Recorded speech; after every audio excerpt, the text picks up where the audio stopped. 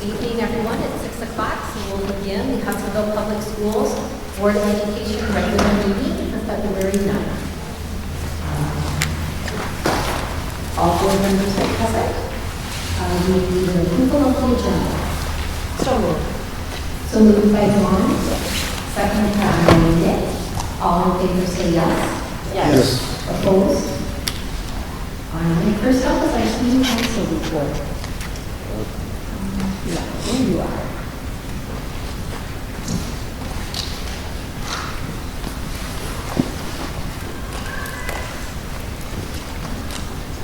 Hello, for those who don't know, my name is Miguel Beamer, and I'm here to report on behalf of Student Council. So the biggest news that I have for you guys is we recently elected our new exec board. So our new PRO, which is my position currently, is Jane Takama, so you'll be seeing her next year. Sorry to leave you. Our new treasurer will be Adrian Trico. Our new secretary will be McKay Schultens. Our new vice president will be Nick Gunning. And then I will be the president next year. Congratulations. Yeah, okay, so hopefully this will be my last update on Winter Dance. I know I've been a lot in the past few months, but it'll be next week Friday at the freshman campus. The dance was completely student initiated, and it's just so exciting that we were able to do this. So I'm really excited for it. And I don't really have any other major things to update on, so I figured that I would take this time to talk more about the things that we do like all the time, which normally I don't necessarily have the time to report on. So every half day we pass out donuts to students on Renaissance, and on the half days that we have an exam, the whole school gets one. So maybe you do sprinkles because that's a lot of donuts to make. We also do Student of the Month, where we recognize students in HHS for making a positive impact on our school.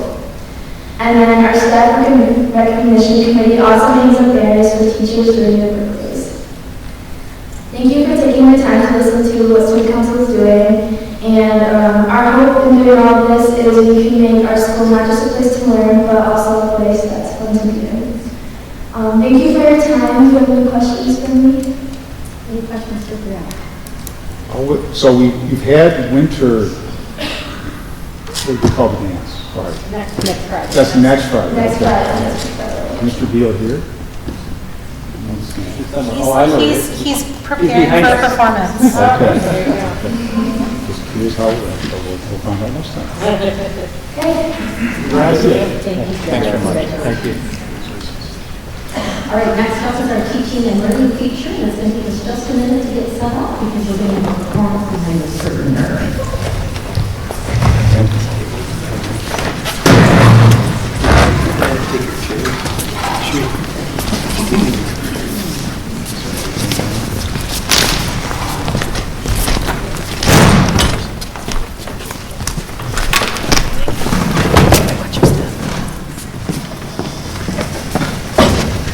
You want to move to the side?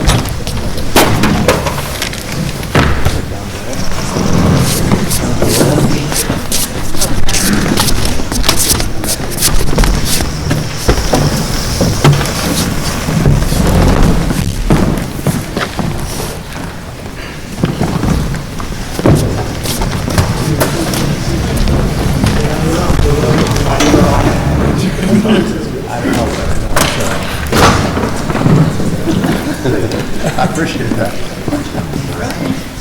that whatever?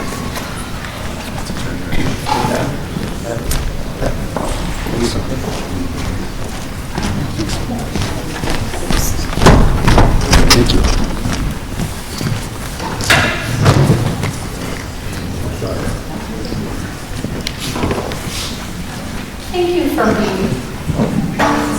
Thank you for being willing to reroute all of the tables, everything. I really appreciate that. My name is Deb Andre, and I'm the director of vocal music here at the high school. I've been teaching in the district for 22 years, and this is my 19th year at the high school. I don't know where the time has gone. I'd like to give you a brief overview of our choir program and the musical theater program here. For many years, our high school presented Broadway-style musicals, and one of our board members actually actually happened to be in those productions, Mrs. Sweden. But in 1983, our choir review show was born in place of the musicals. So when I took over the program in 2004, I had around 100 students in the choir program. And my biggest goal was to just build this program up. I recruited every kid that crossed my path. I created dynamic rehearsals and offered quality experiences such as solo and ensemble, district choral festival, state choral festival. I offered voice lessons. Any kid that came in across my path, we were singing. With all of these successful events happening, our choir program took off to over 230 plus and still growing. And I didn't want to talk about all of the wonderful things that the choir did, but there's so many, and I just am going to do a couple things. Our acclaimed program has been recognized as one of the finest vocal music programs in the state of Michigan. Hudsonville has a multi-award-winning program with recognition from the National Music Education Association, and in 2019, I was honored to be nominated for the Outstanding Music Educator Grammy Award. Hudsonville receives consistently superior ratings at the district and state choral festivals. We have a long-standing relationship with Grand Valley State University, and we're often asked to perform with their choirs. This year, at the Fall Arts Festival, culminated for Grand Valley in the form of a huge concert downtown Grand Rapids, and it was an honor to be asked in this distinguished event. Our students had a chance to perform with higher level musicians, brilliant professors, and experience serious music making far beyond the high school level. And they highlighted Hudsonville Public Schools choirs, and it was a true honor. The best thing I ever did to build the choir programs was to offer many musical experiences outside of the school day, including choir field trips. The very first trip I ever took with our choirs was to New York City, and we had a marvelous time. It was after that trip that our choir started to bloom. Tonight, you're going to have a chance, board members, to go on another trip to New York City for a Broadway intensive experience for our students that will be second to none. After that Broadway trip back in 2006, we had more students join choir, and I felt good enough to start musicals back up. Now, all of these years later, I had the right group of students to bring Joseph to the stage. What a tremendous comeback after losing performance opportunities these past 2 years. People often ask how I select musicals, so here's the secret. There are many, many factors that go into this decision, and I want to, with the kids being in our program for 4 years, I try to give them a varied experience. Sometimes we do a classical musical, we do a modern musical, we do a show that's smaller with many named roles, so every student gets a solo, and then there are some like this, where there's a huge chorus, so we could put a lot of students in this.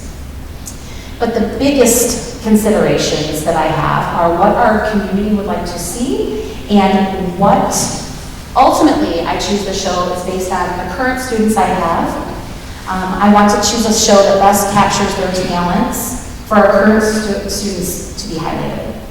The cast of Joseph and the Amazing Technicolor Dreamcoat consists of 47 elementary students representing all of our elementary schools, 55 high school backstage crew who will run the show, 50 plus parent volunteers, 40 picked orchestra musicians, 67 high school singers, and 1 high school principal.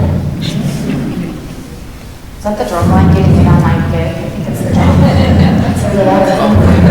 That is 260 participants for this one show.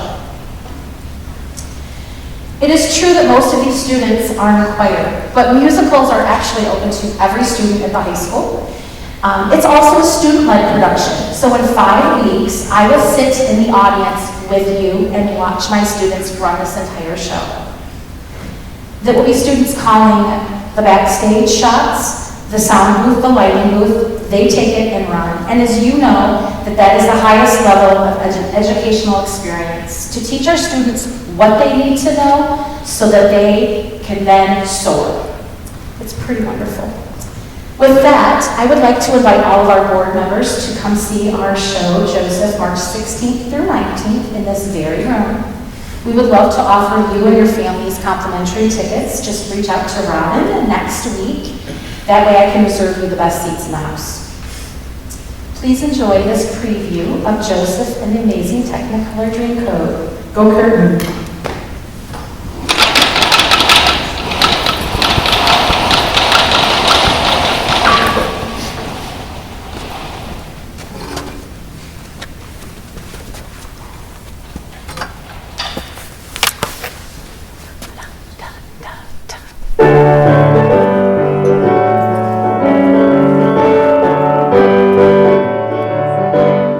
Joseph's mother, she was quite my favorite wife.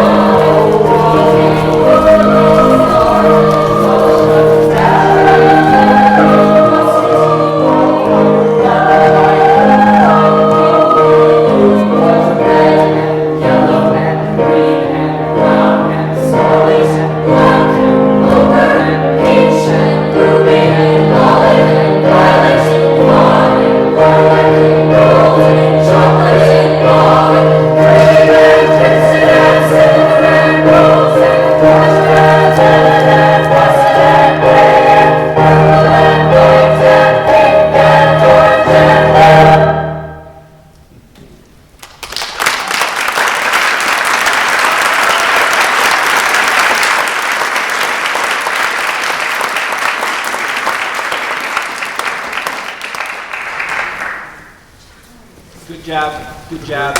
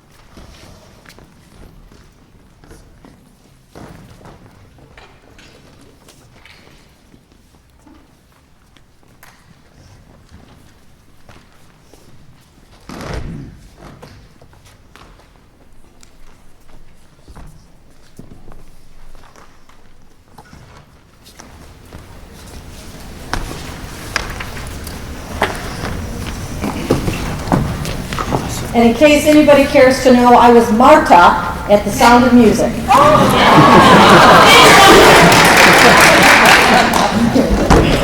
Well, What year was that, Dawn? Are they recording? It's like 77, 78, somewhere in there. I'm dating myself, I know, but yes. I was a freshman, so I could get away with that. So. And actually, it was Dean Naderveld, who's the director. His youngest daughter was the littlest one. I don't remember her name, but it was a lot of fun.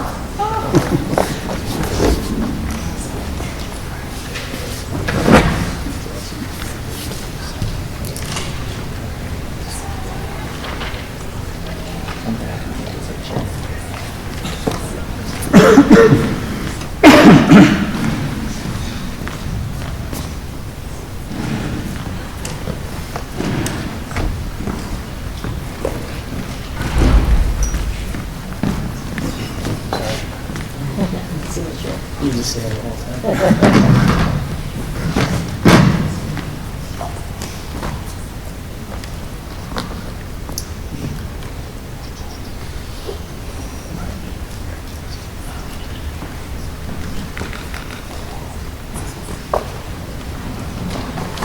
Wow, that was an awesome performance by the group. Very talented students we have.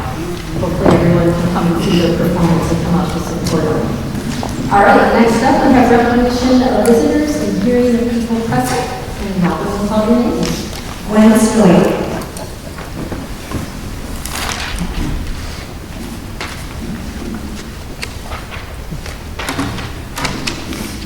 Thank you.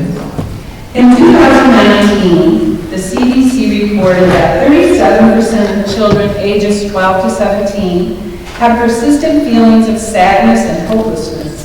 That's 9 kids out of every 25. We all know kids that are immobilized by anxiety who spend their lives hiding rather than living their lives freely. This breaks my heart. What can we do about it?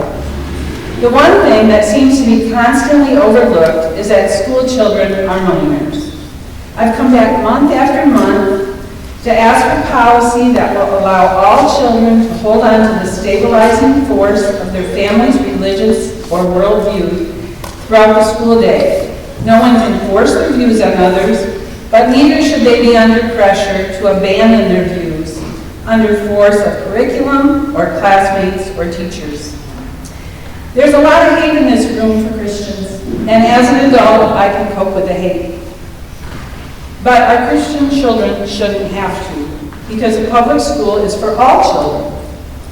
As a Christian, I believe God created every person, male or female, and that every person has infinite worth. Because of the way God created male and female anatomy, I see his design for heterosexuality. Because every child is born of a mother and a father, I see God's design for the natural family. I'm called by God to follow his truth and to love all people. And no Christian does this perfectly, but because of Jesus' sacrifice, I'm able to admit it when I fail and get back on God's path. I don't hate people with differing worldviews. They're entitled to their worldview, and so am I. Not everyone believes that every white person is racist, nor that every black person is a victim. Not everyone believes that a male can turn into a female, or that a female can turn into a male. Some here seem to believe that our kids should be exposed, wandering into degrading, promiscuous, abusive sexual content in books without warning. I feel that that is abusive to children who are traumatized by it. These are heavy issues that crush some children. We need policy that keeps these controversial ideologies from infiltrating our classrooms. I want you to consider the inner conflict that is harassing our kids when we insist that they must take ownership of these adult issues. Please diligently consider what we can do to ensure that Hudsonville Public Schools is a place where children are free to be children and where we can cultivate their positive mental health. Thank you.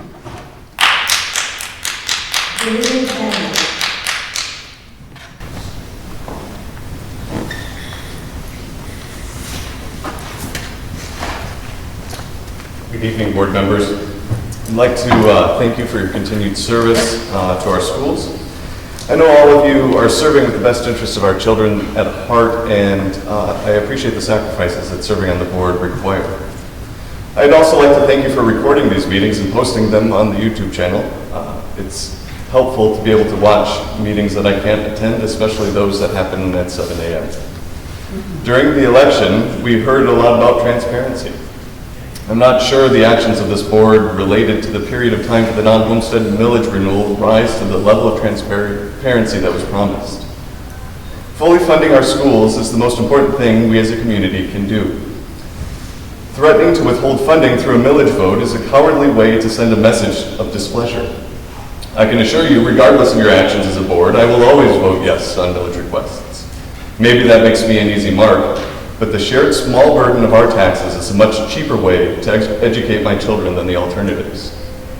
By delaying the switch to a 5-year non-homestead renewal for another year, who are we trying to appease? Is it the 30% of our neighbors who haven't yet met a tax they approve of? I would remind my libertarian friends that taxes are the cost of living in a civilized society.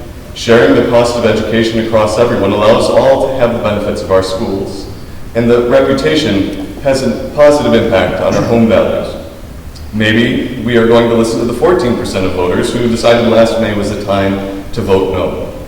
These message senders, who are more beholden to whatever idea Tucker Carlson is screaming about each night, do not act in the best interest of our children or their education. In the end, a 1-year renewal will continue to provide the district with the funding we need, but I believe we weaken ourselves as we yield to the minority in order to find unity. Thank you.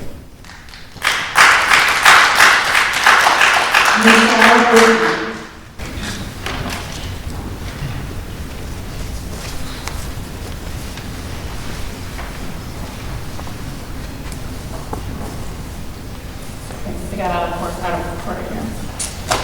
Hello, my name is Michelle Bookie, and I'm a parent of 2 amazing kids. My oldest is in 10th grade here and attends these meetings with me, and when I can't make it, she even comes without me. We started coming here a couple of years ago for 2 reasons. 1 was to stay on top of issues and happenings here in our district, and 2, to be a supportive face in a crowd of what was at that time a sea of angry faces. Our drive home after these meetings include intense conversations about what we learned and the behavior we witnessed. This is why I'm here today. I'm disappointed in the behavior of members of this board in the last month. In December, I recall Dr. Vanderjack explained the timeline for the upcoming millage proposal. It was clear that they were choosing a tight turnaround in order to include the new board members. At the January meeting, we learned about millages and sinking funds. We sat while Mr. Briggs and Dr. Vanderjack asked for direction from the board for the preparation of the resolution for the upcoming millage. They opened the floor to questions. I watched as a unanimous vote started to take shape for the January 30th work session. Then I was surprised to hear that on January 30th, with what seemed like a uniform decision, was switched by some board members while others were left blindsided. So we woke up early this past Monday and attended the emergency meeting to hear an explanation for the change. It seemed apparent that members were backed into a corner and were left with no choice but to move forward. They chose unanimity for the good of the board, and in order to give Dr. Vanderjack and the administration something to move forward with. I dropped my kid to school and thought on my drive home, what the heck just happened? Just last month, Mr. Chansky shared a conversation that he had with Dr. Vanderjack where he said, quote, "One of the things I told him, Dr. Vanderjack, is we will never make a travesty of the process. We will never do anything that's going to cause this board to look unprofessional in anything that we do. We're going to be orderly. We're going to be process-driven." End quote. Well, that didn't happen. The travesty was made of the process, and what happened was the opposite of orderly. Dr. Vanderjack did everything right. He created an on-ramp for this process that extended months in advance. It was a process that even I, as a bystander, understood. And if this, a transparent, well-communicated, and orderly process was thwarted, what else is to come? I would love to be able to share the grace that Mrs. Sneeden extended to the new members at Monday's meeting and assume the best, but I'm struggling.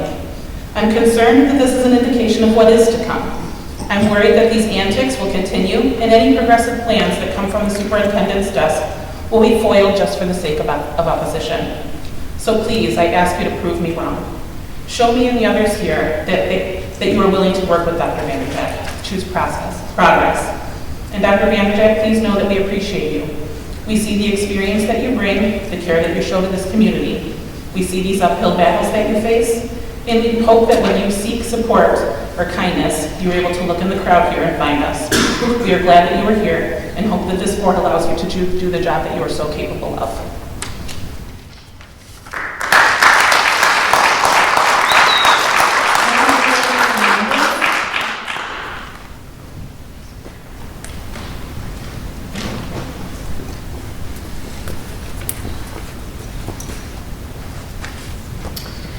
I'm here tonight to speak to this board about something that I'm sure you've heard a lot of, even tonight. It bears repeating. The lack of organization, transparency, and decorum for the sinking fund and non-homestead millage vote was an absolute travesty. Let me recap for those of you who aren't in the know. So during the regular board meeting on January 19th, the board was presented an option by Pat about both the sinking fund and the non-homestead villages being collected every 5 years instead of every year. It would save our district money, and it's easier for the administration building to put out proper information on both of these villages at the same time. While no vote was being taken at this meeting, Mr. Chansky was so excited to vote for both 5-year plans that he asked to take the vote that same night. However, due to Robert's rules, this is not permitted. Despite being so gung-ho about both 5-year villages, less than 2 weeks later, on the 30th, Mr. Chansky in his extreme ego decided that he knew best and presented an alternate 1-year plan at the work session. This was done to undermine the vote that was supposed to happen to approve the ballot language for both of these villages. As a result, the board split vote 4-3 in favor of 2 5-year villages. Then, that changed into a special meeting so we could have unanimity on the topic for optics. The result of that meeting was that the ballot will only include a 5-year sinking fund and a 1-year non-homestead millage. This whole process created such a lack of transparency, decorum, and proper board behavior that I now truly have zero confidence in Mr. Chansky's ability to properly perform his duty as not only treasurer, but also a school board member in general. It also calls into question both Mrs. Hooper and Mr. Davis as they went along with and voted for Mr. Chansky's cockamamie plan. The fact that all 3 of these board members would doubt Pat's expertise and opinion that a 5-year millage is best for both funds is irrational at best and catastrophic at worst. It is also not the first time that Mrs. Hooper and Mr. Davis have doubted the work of professionals in this district. In addition, Mrs. Hooper has also stated in emails that she would support the majority. However, she turned around between meetings and convinced the majority to turn their votes into a 1-year. Clearly, she does not support the majority vote, or this would not have happened. She would have convinced her cronies to change their votes to the 5-year plan. To the 4 board members who voted yes on the 30th, while I understand the importance of a unified vote for optics of something as important as funding for our school, I ask that you stay firm in future votes, regardless of if they are unanimous. I also want to say thank you.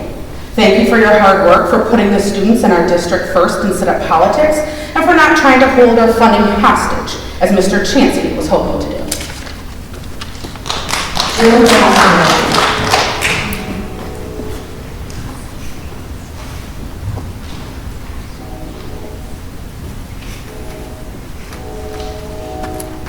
Thank you for being here, and I apologize for some duplication that's going to occur during this.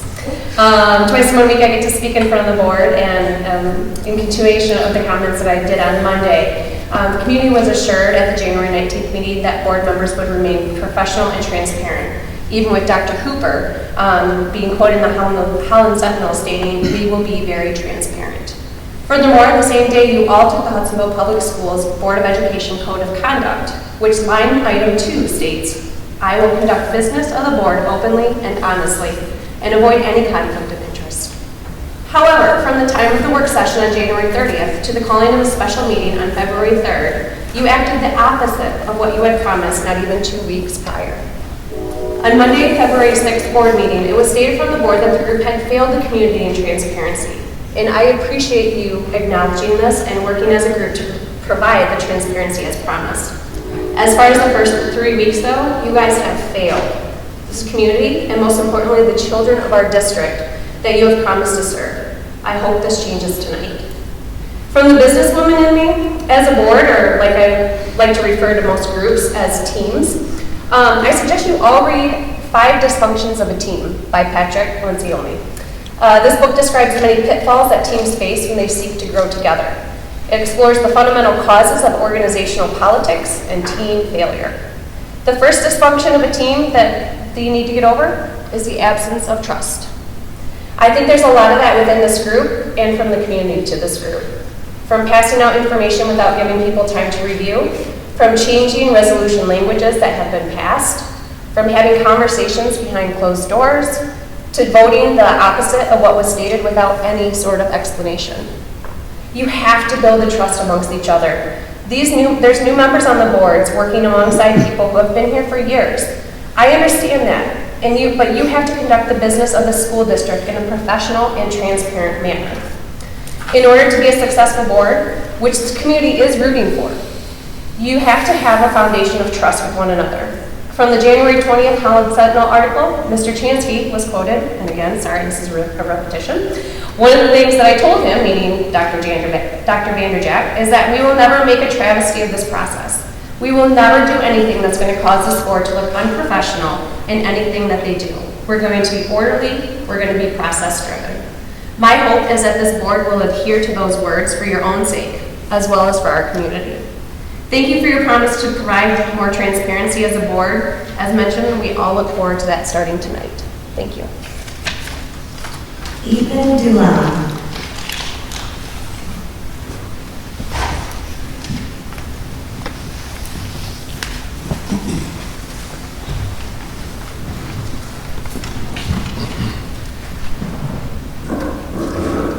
Good evening, board, staff, and community. I'm Ethan DeLine, and I have long put off talking at a board meeting like this. I've wanted to have the courage to come up here and talk since 2021 when the board meetings became so controversial, and even more at the beginning of this year, my senior year here. I've been a student in the Hudsonville School District since second grade, and I'm grateful for being a part of this community. I'm a very involved student in Hudsonville, and I feared that I would lose some of all I do here within HPS if I spoke. But here I am today after I witnessed the brave 5th grader from Bauer speak at the last meeting. I decided that I can't keep shoving off what I think should be shared. I'm here to be one of the few high schoolers in recent years to share my point of view on everything that is talked about in these meetings. Starting off, I'd like to address the idea of restricting books. Last year I took AP English Language and Composition, in which I was required to read 4 books. I despise reading because I can never focus. I had to read things about history and other parts of the world, books that would educate me. I eventually, after lots and lots of procrastination, cranked out those 4 books and learned immense amounts. I've never been forced to read a book from which some parents may find disturbing, However, here in America, I have the opportunity to read what I would like to read. As a high school student at a public school, choose what you want to read. A parent can have the authority and discretion to tell their child not to read a book, but that kind of enforcement is not for a teacher to make, in my opinion.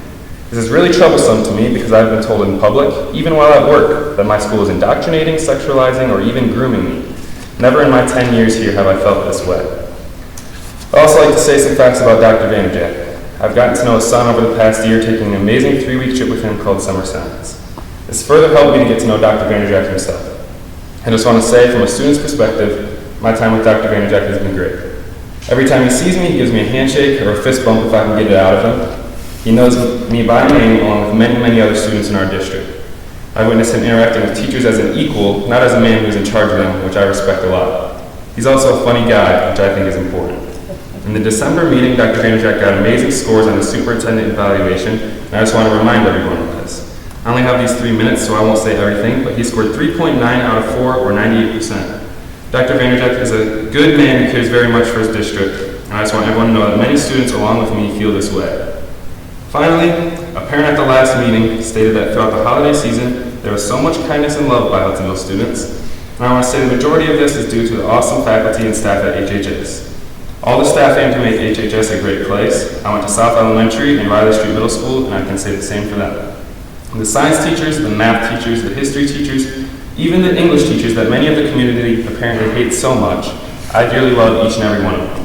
The custodians, the lunch ladies, the athletic department, the secretaries, the principals, the paraprofessionals, everyone cares about students, no matter beliefs, looks, opinions, or even academic performance. Hudsonville is not the place that many try to make it seem, and you're hearing it from me, a student here. The question is, who do you care to listen to? Thank you.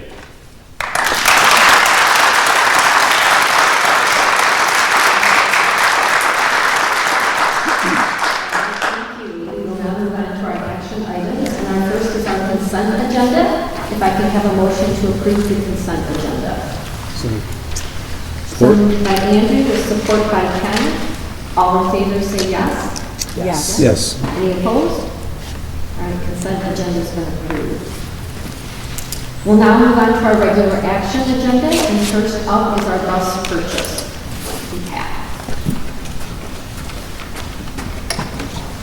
Thank you. In the packet is the recommendation for bus purchase that we reviewed at the work session. Just briefly highlight that, very briefly, because we went over in detail in the work session. Buses are funded. It was part of our enhancement millage. This was additional funding that we received from the community. The recommendation is to purchase 2 Thomas Big Tour 30-passenger buses, 5 Thomas Safety Liner 77-passenger buses, and 1 Safety Liner C2 77-passenger bus for a total cost of $958,712 plus additional costs that are reasonable. We're asking for authority to make that purchase from Hoekstra Transportation. Hoekstra has been a partner of the district for many years. We've had good success with them. I don't know if there are any questions on that resolution. That's a preview, highlights of the recommendation.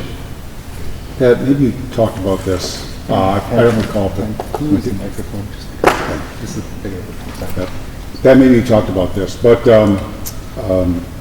is there any issues with delivery timing on buses? There is in some vehicles? There is. So for instance, on last year's order that we took at approximately this time, we asked for your approval as a board. At approximately this time, we anticipated those. Our supplier, Thomas, was telling us that there were going to be some, and we anticipated delivery in October. That it became November. We're just taking final delivery now of that order from last year. So I don't think I haven't heard things become any worse, but there definitely are supply chain and delivery issues. our director, some of these buses, because our spec has become pretty common, there are some in some of the standard 77 passenger. Our Thomas has already earmarked some of those, and we may be in line to get some of those that they already have, but the 30 passenger, and I think I described the one safety liner is like our Swiss Army knife bus, that super flexible bus. It's got a lift and air conditioning. That would probably be on a later delivery schedule. So it could be 4 to 6 months then? Will be, yes. Will be. For sure. Okay, thank you. And we wouldn't, as we've done in the past, because of the budget years, we would ask for these. We want to get them just before school starts in August. We don't want to get them in June and just have the warranty time run out. We want to get them just in time. So we're certainly not, that's not going to be a problem at all. We're going to get them later than that. Any question? Any other questions for Pat? All right, and we have a motion that the board approve a recommendation to purchase 2 Thomas miniature 30-passenger buses with air conditioning, 5 Thomas Safety Liner C277 passenger buses, and 1 Thomas Safety Liner C277 passenger bus with air conditioning and wheelchair lift from Hookshire Transportation as presented by Pat. So moved. So moved by Dawn. Support. Support from Andrew. Any further discussion? All right, all in favor say yes. Yes. Any opposed? Motion passes. Next up, we have our technology bid recommendation. Thank you. Pat? Yes. So if you could just flip to the second page, what is the attachment there? You can see the bid tabulation. We got a decent, I would say, better than I was expecting participation by bidders. We don't always get this many. Quite often we receive less bids. It's page 2 of attachment 4. And the range here is decent. It's not awesome, but many times with technology bids, that's not unusual. If you could flip, unless you have, we can come back to questions on that second page, but I'll just highlight the recommendation. We're asking for most of the work is going to be performed in 3 bid divisions by Moss and Grand Rapids at a cost not to exceed $542,580. And the rest of the work will be performed, if approved, by Hillard Electric for $72,607 to be funded by the 2019 bond. The total amount of these awards would be $615,187. Just for some background on this project, this is largely, most of this award is for the new 5-6 building. It's also the biggest share of that award is for classroom technology. With this 2019 bond, the district, Dr. Vanderjack, recommended to me that we look at a company called Communications by Design. We brought in a technology consultant because there's so much technology in this bond. And they've worked with our tech director, Jeff Smucker, and his department marvelously. And so through Jeff and CBD's leadership and many of our technology-minded staff, they come up with a new plan for classroom technology. That is at and we did this over the last 2 years in the high school classrooms and the middle school classrooms, retrofitted the audio-visual, the overhead projectors, the sound in those classrooms. So it's things that we've already done. We're not really, this isn't a new thing to the district, so we're just moving that to the next phase, moving that to the 5-6 building. We're also improving the clock systems in the building to a more, if you walk through the connector, you see a new style clock. And the other piece we're improving is the public address system. So that's the Moss side of this package. And then the last piece that the recommendation to Hillard is that award is for video cam monitoring system. So that's the highlight of it. Also representatives from Communications by Design and our director, Mr. Smucker, interviewed the bidders, and we're recommending tonight the lowest responsible bidders in these categories. We've also had good performance with Hillard on video cameras across the district. We upgraded 2 years ago through a safety security grant, primarily funded the video cameras in both middle schools and the high schools. Well, now it's the high school that's connected, but it was a freshman campus in the high school back then. And Moss also did work for us on audio-visual through the district. So I know I went quickly through that, covered a lot of information. Are there any questions? Before we take questions, we can put the motion on the table. So the motion is that the board approve the recommendation to accept the lowest responsible bids from Moss of Grand Rapids at a cost not to exceed $542,580, and from Hillard Collaborative for $72,607. If approved, this project will be funded by the 2019 bond. This bid recommendation will cover classroom audiovisual systems, public address systems, and new clocks for the 5-6 building in Forest Grove Elementary. I can have a support or a motion first. So moved from Nick, second. Support. From Ken. All right, now we can have discussion. Any questions for Pat?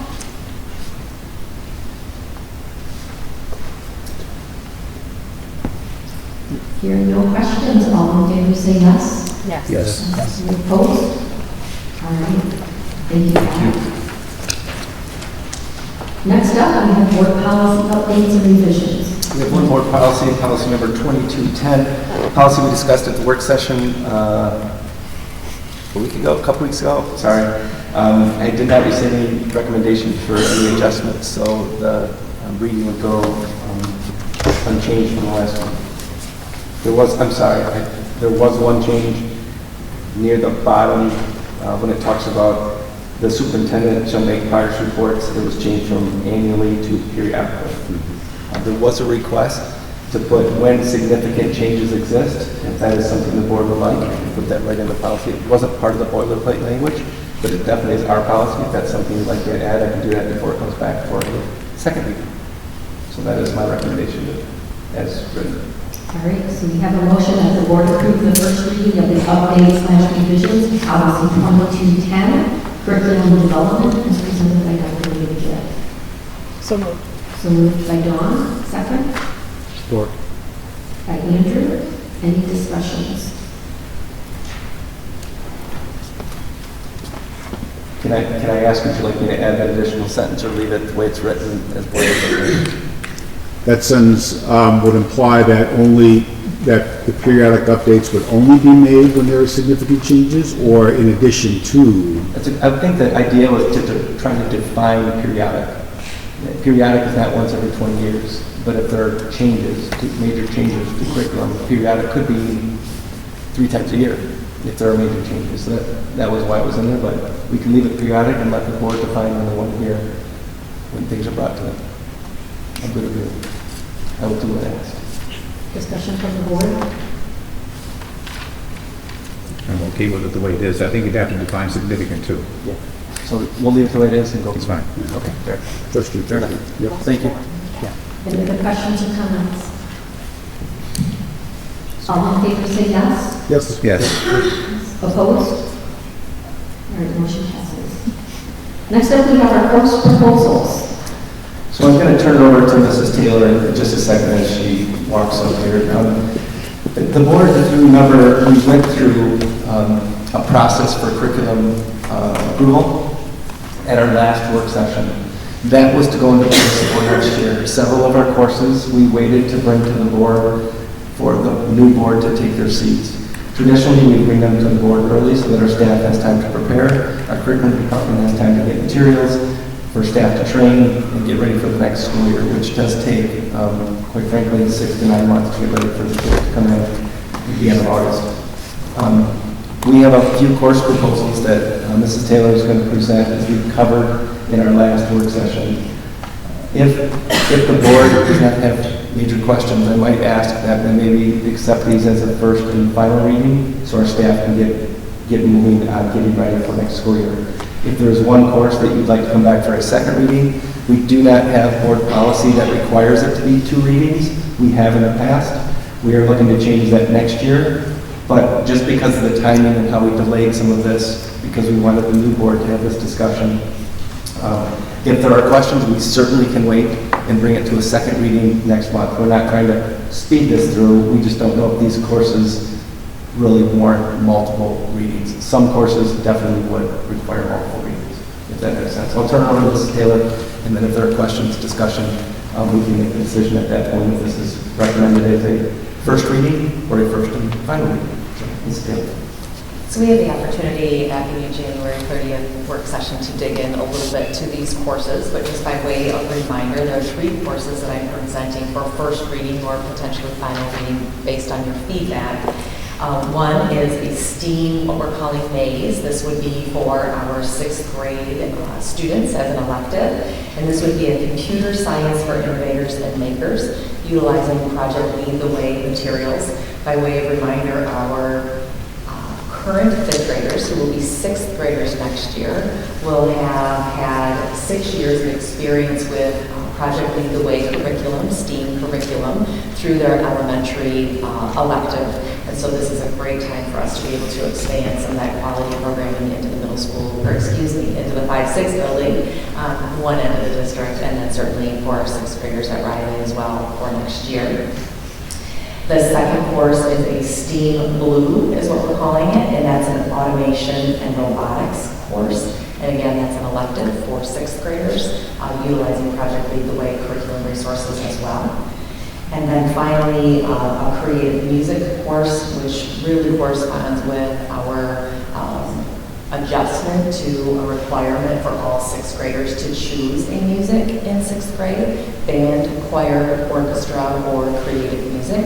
We have had our 6th graders really come out of the woodwork and sign up for choir, band, and orchestra in droves. We have very few students at this moment who are requesting creative music. However, we do believe that this would provide an opportunity for some of the same meaningful, age-appropriate, brain-based music opportunities for students who might not have interest in those other courses at this time. Thank you, Amy. So we have a motion on the table that the board approve the first and final reading of the following course proposals as presented by Amy this evening. That's the 6th grade STEAM Maze, which is computer science for innovators and makers, the 6th grade STEAM Blue, which is automation and robotics, and the 6th grade creative music. So we have a motion on the table. I'll make that motion that the board approve, or that the board approve this as a first and final reading. Motion by Ken. Support. Second by Dawn. Any discussion?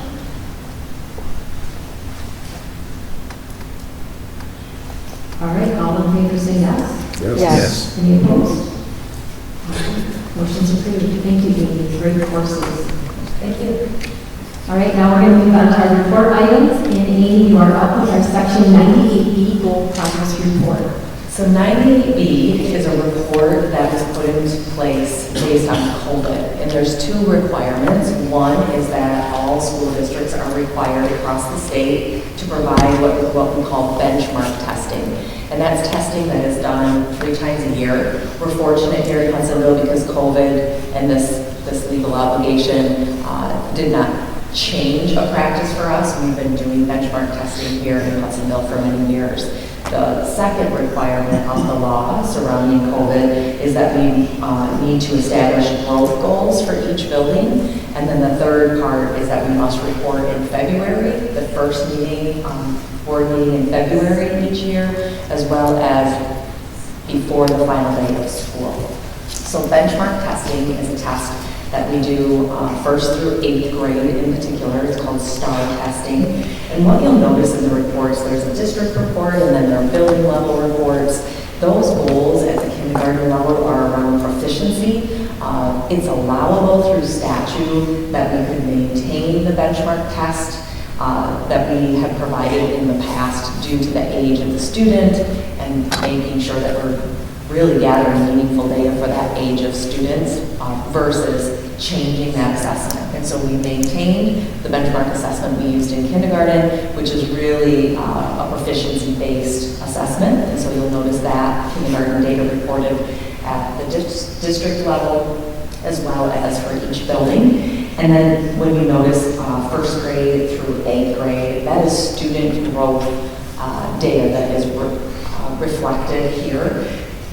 There are lots of different ways that we can measure student progress. Student growth is maybe a newer measure that when we're looking at students in the fall and where they are scored in this benchmark assessment compared to students across the nation who scored similarly in the fall, and then looking at what their growth rate was between fall and winter, that's in essence what a student growth percentile is.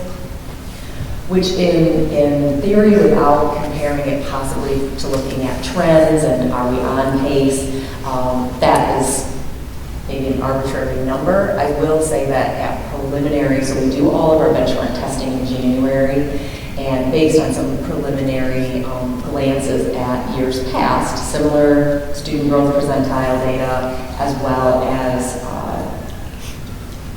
past years on this particular report, we are right aligned with where we've been. That 50th percentile is really what we consider average, if you will, student growth from fall to winter. And so that's really what we're shooting for and hoping for, is that we are making that adequate growth in progress.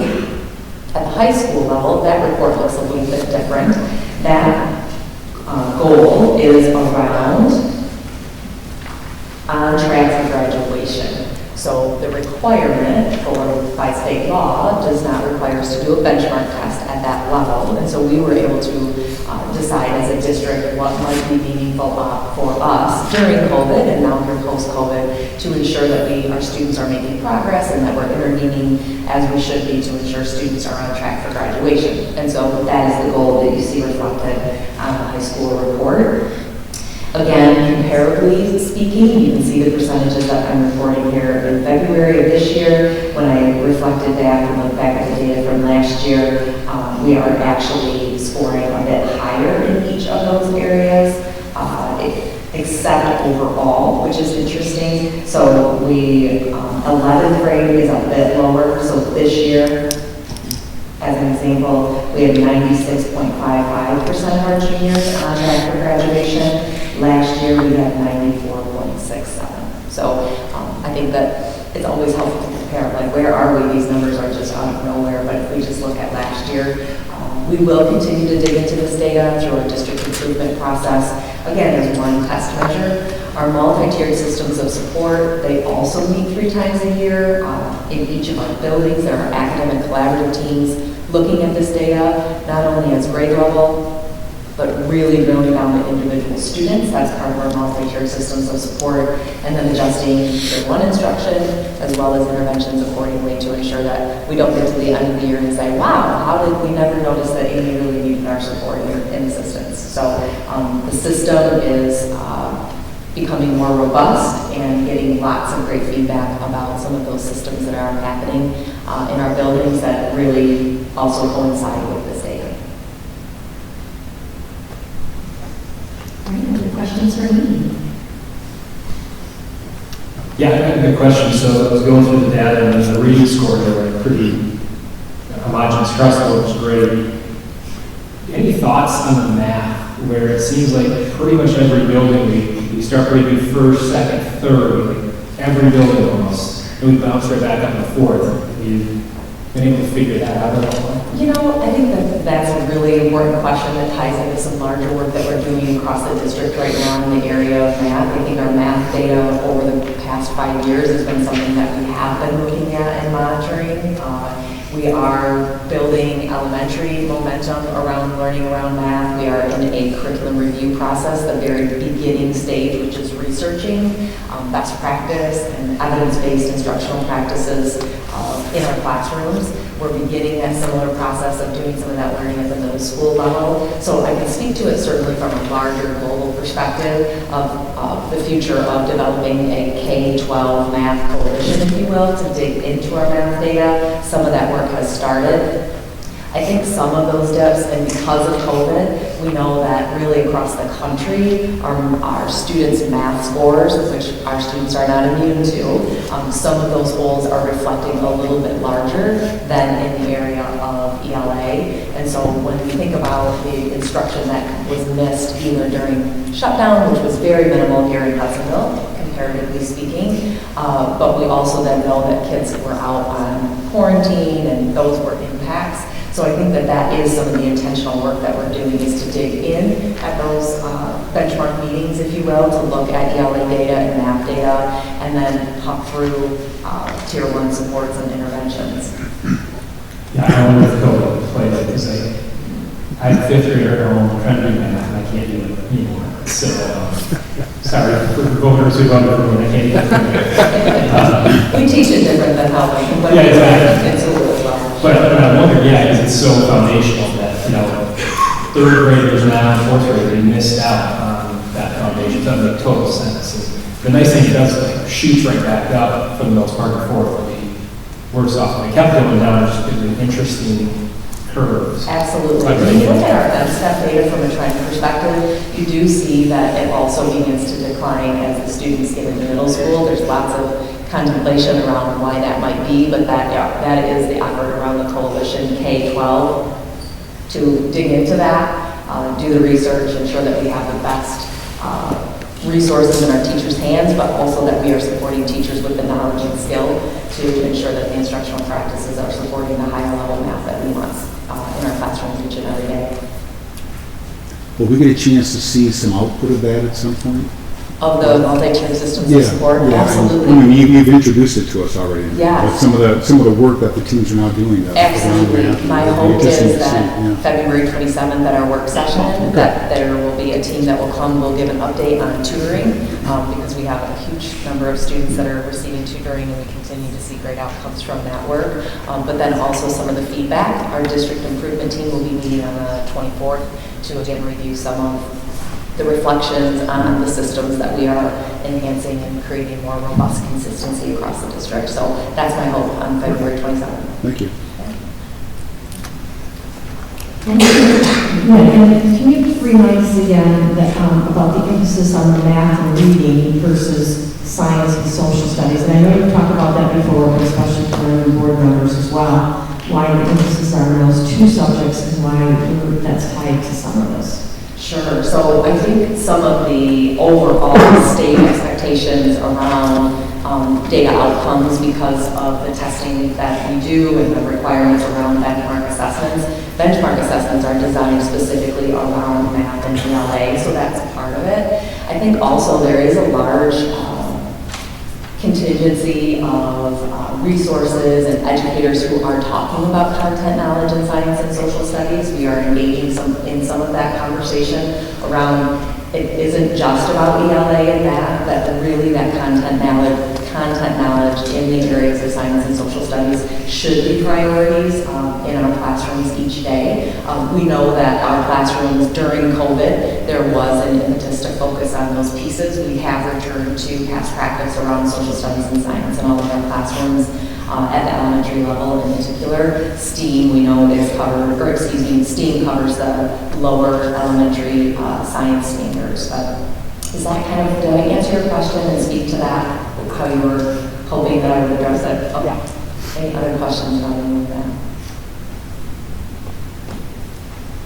All right, thank you. Thank you.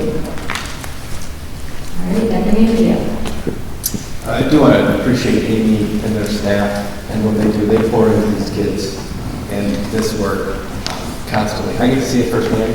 I apologize that you don't, and it's impressive to watch. And the work that they do with these amazing leaders to my left, I know it's one of them over here, but the principals, the work that they do, I know there's a couple staff members here.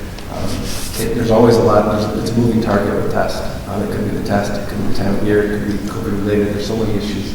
But they work tirelessly to make that happen, and that's our agency leadership, so thank you for them. Just a couple of quick updates. I want to thank Pat and the work we're doing to get ready for the second sale of our bonds. So if you remember, we have a nearly $140 million bond issue.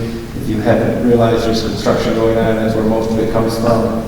We have another sale for the second series. We did our pre-meeting this week, but to sell those bonds, we have our pricing meeting coming the end of March. We'll be able to get an update. It's another nervous time. I hope that those numbers come back in our favor, I will say, and then 100% is in Pat's hands if they're not in our favor. I do want to thank Ann Armstrong and the work that they're doing with raising money to support Hand in Hand and the efforts that they do on a weekly basis to support the needs of kids in Western Michigan, not just in Hudsonville, throughout Western Michigan. They feed nearly just under 10,000 students every weekend to make sure they do not go hungry over the weekend. And there's a little competition between our buildings regarding raising some money for Hand in Hand. So far, after 3 days, I guess 4 days, it just started, they've raised $3,300 already for Hand in Hand. I don't know, I believe Jamestown Lower is in first place right now. I'm not sure, but I know who's in last place, and that principal is also sitting over there. And I did send them an email, and I'm not going to call him out right now. A little challenge for you. I also want to thank the work that I would say our principals on the north end of the district, as well as Mrs. Armstrong getting ready for, you talked about the 5-6 building for a long time. Now it's real. The staffing part is taking place. Staff need to let us know about their future plans in the district by March 1, which is only a couple weeks away. That staffing is taking place to get ready, that they're ready for kids come fall. So very exciting. As I said, we have several people that are making some tough decisions. We have had several retirements that are planning for next year. I've signed plenty of letters. We have amazing staff. I cannot think of a better staff than what we have here. And we're going to say goodbye to some amazing teachers. I told them 9 months later we're going to hire them back. But we'll bring those to the board as a whole, and we'll also recognize them at future board meetings to say thank you for their countless years in commitment to our kids and the community and their coworkers. You saw Joseph, a little snippet of full transparency. I do know my son needs a haircut, but apparently he's supposed to let it grow out for the show. So that's me again. And this is Andre. This is not her. But if you need tickets again, board, please let Robin know. We'd love to see you, see our kids. The performance, I believe, is about an hour and 20 minutes. If you remember when they did Les Mis several years ago, that was more than an hour and 20 minutes. This is about an hour and 20 minutes. Our focus groups, I want to thank Robin for helping me organizing the focus group information out there. Those are filling up quickly. I think we have 10 focus groups. With random people that have been invited to these focus groups, they're starting to fill up, and I think the first one is actually the week after next. I think we start with a student focus group right after that. As the students are winding down in their second trimester, I know they all didn't say that. They have exams the week after next, and then we're 2/3 going through. So it goes well. And on a very exciting note, I'm here to tell you that these microphones, this might be our last meeting with microphones. Oh. They have commandeered a receiver, so if you're handheld like your state, whatever, I don't know what they're called, whatever, little microphones that'll be in front of you should be here at our next meeting. I'm saying that because I was told in the next meeting. So I'll do it. You know exactly what I'm, okay, so that'll be encouraging that we'll have, I apologize for the day we ordered those last March. Similar to buses, it's almost 12 months we're going to have, so that is it. And there's a lot of other things. I don't need to update you on construction. I did that good the last time. But if you have any questions, please let me know. Thank you. Any questions for Dr. Virginia? All right, we will go for roundtable, starting with Mr. Davis. I'm all set, thank you. I'm all set, learn through our high school newsletter, children's over there, that this month is National School Counseling, or this week is National School Counseling Week. Thank you for putting that in there. So thank you to all our school counselors, I know all my children and my current child in high school has benefited from these folks. So thank you for having me here, but, okay, thank you for what you do and for the service you provide to the district.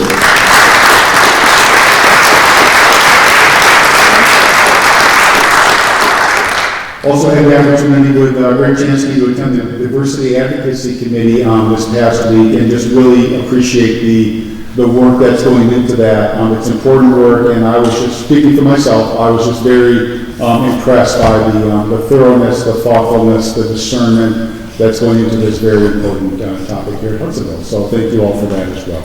That's it.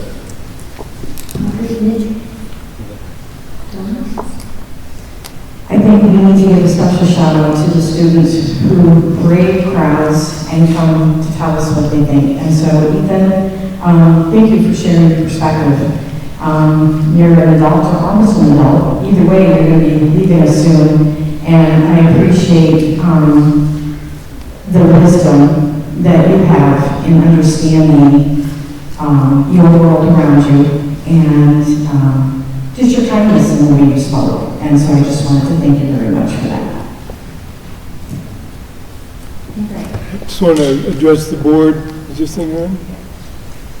That's my assistant. Thank you very much, Don. I just want to address the board. I like it when things present themselves so you can give real life examples of what I'm talking about here. This evening, Dr. Vanderjack did what I thought was a very legitimate proposal to us. The course proposals first reading. He asked if we would be willing to change that to a final reading, and I thought, that makes sense. So why wouldn't we do that? Why wouldn't we do that? Even though I had not been approached by Dr. Vanderjack before the meeting asking me about that. Because I don't feel like he had to do that in a situation like this.